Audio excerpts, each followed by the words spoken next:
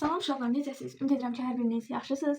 Gəlin sizə fizikanın ən mənalı, ən maraqlı olan bir mövzusu haqqında sual izahı verim. Bu mövzu dalğa optikasıdır. Uşaqlar, dalğa optikasında işıq dispersiyasına aid olan belə bir sualımızı görürsünüz. Hansı ki, qısa nəzəriyyə olaraq izah edə bilərəm ki, ağ işıq sınaraq 7 rəngə ayrılır və o 7 rəngi yadımızda rahat şəkildə yadda saxlamaq üçün belə bir cümləmiz var.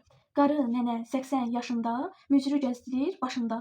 Və bu cümləni yadda saxlasaz, buradakı q qırmızını, n narıncını, s sarı, y yaşıl, m mavi, c göy, b bənövşəyini bildirir. Uşaqlar, bu sıranı niyə yadınızda mütləq saxlamalısınız?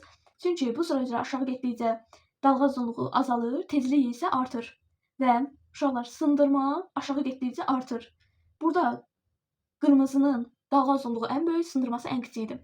Və uşaqlar, baxın, n bizdən narıncı rəngli işıq şüasını istəyir. Burada n narıncıdır və narıncı fikir versəz qırmızıdan sonra gəlir. Demək ki, qırmızıdan sonra olan 1 mənə narıncını verəcək. Sırayla yazsaq 1-in yerində narıncı, sonra sarı, yaşıl, mavi, göy və bənövşəyi.